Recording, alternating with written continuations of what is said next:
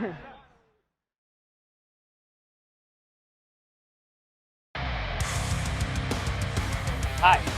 I'm Daxter. This is a video. Like and subscribe. Hit that sub button. Yeah. What are you doing? Yeah, right.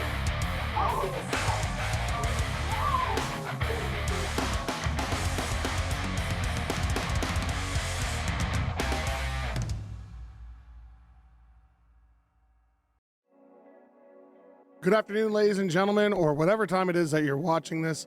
My name is Mr. Robinson, and I'm here today to go over pretty much everything from Jefferson buying the Louisiana Purchase all the way through the end of Manifest Destiny, which leads us to regional sectionalism that would be the cause of the Civil War. Now, in order to do well on this test, there's a couple of things that you're going to need to follow along with. First off, is the concept that we know that these new political parties are forming, and it's ultimately going to lead to what we call sectionalism, this idea that you're going to have multiple different regions with different personal and political beliefs. It's also going to be affecting the way they make those decisions. So when we look at this time period, it starts with Jefferson. Now, when Jefferson buys the Louisiana Purchase in 1803, he buys it from Napoleon Bonaparte. Remember, he's an Italian guy, but he was actually French. He was born in Italy, but moved to France as a child. And it's an important thing to keep in mind because Napoleon had bigger, more grand plans in mind for what he wanted.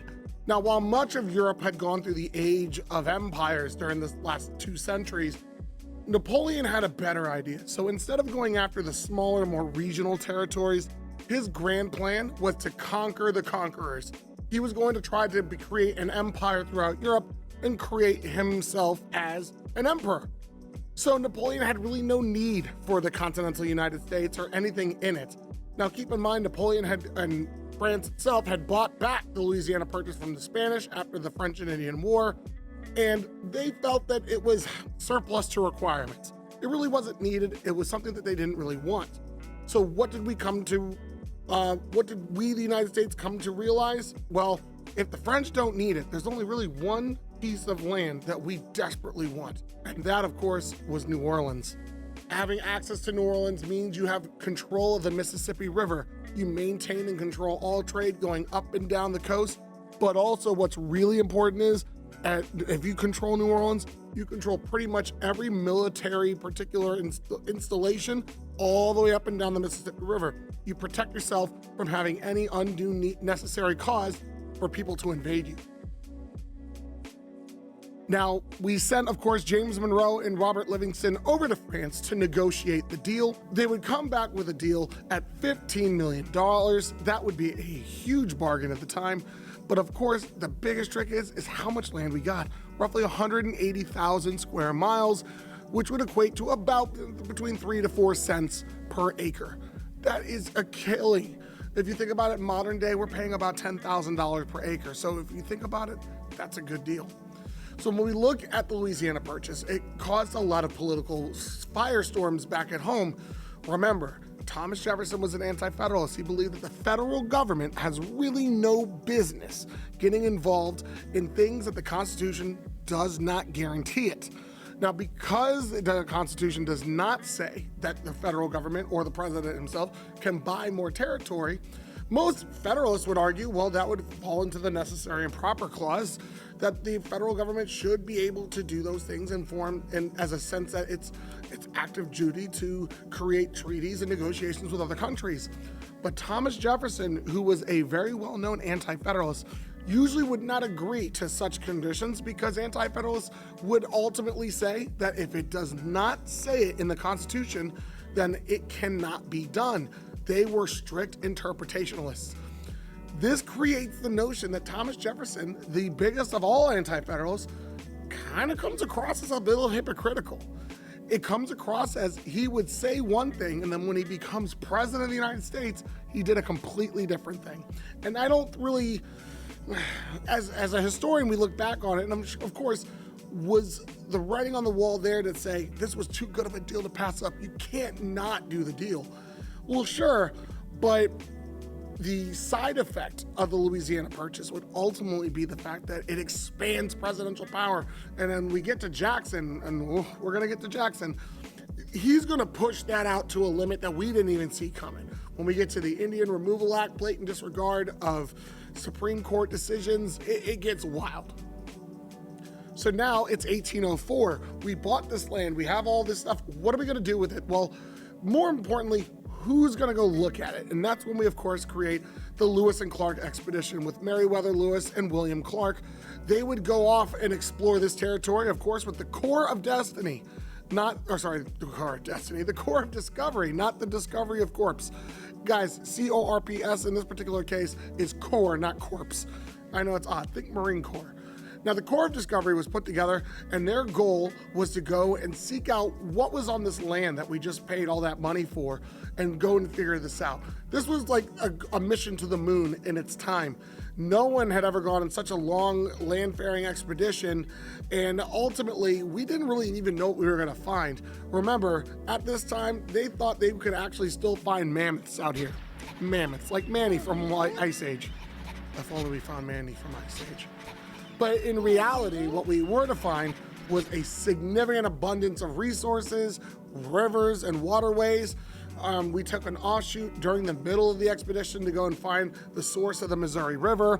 We came across a gigantic set of mountain ranges. Of course, we know those as the Colorado Rockies to this day. And of course, a pathway to the Pacific Ocean. That was the goal. So when we think of his group, there was a couple of key members, of course, Meriwether Lewis, who was only 28 at the time during the expedition, his former military commander, and William Clark. We would also see that that Clark would bring along his slave, who he had been with since as childhood, York. He'd actually be the first African American to vote in any democratic decision in American history, so that's kind of a neat thing there. A key interpreter along the way was Jean-Baptiste Charbonneau, and then, of course, his wife at the time, who was young, of course, was the Shoshone Native American Sacagawea. Now, most kids pronounce it Sacagawea. The correct pronunciation is Sacagawea. Now, she, of course, would help translate, show the way, guide them to getting horses, and, of course, showed that to other Native Americans that we were peaceful, because clearly we wouldn't take a Native American along with us if our full intention was to destroy them all as we came. This was a 2-year expedition. It took 18 months to literally get from Missouri to Seattle. And when you think about it that way, it's actually a 2.5-hour flight modern day, but they didn't really know where they were going. And of course, they had to make camp multiple times, especially when you get up into the Rockies, because of how cold it was. So it's really important to know that the Lewis and Clark expedition kind of paved the way for America to kind of get into that mindset of what is manifest destiny. Now, the idea of manifest destiny would be born with the Lewis and Clark expedition because this notion that America should control everything from sea to shining sea, from the Atlantic to the Pacific, we should control everything in between. And over the course of numerous presidencies and roughly 4 decades, the American ideal, or the manifest destiny dream, would become a reality. But before this would happen, because of that presidential expansion of power from Jefferson, we would see a particularly big change in how presidencies would run. Now, when Jackson comes to power, a lot of things had happened. Of course, Madison becomes president, and we have Monroe. But then we get to John Quincy Adams. This is for the first time we have the child of a former president in power.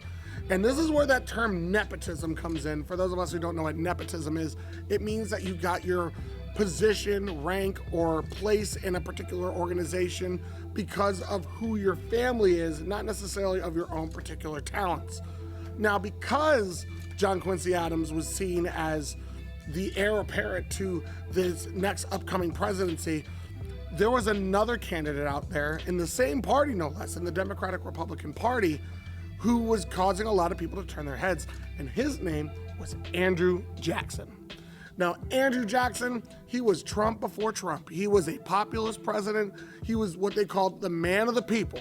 And that is mostly because Andrew Jackson did things a lot differently.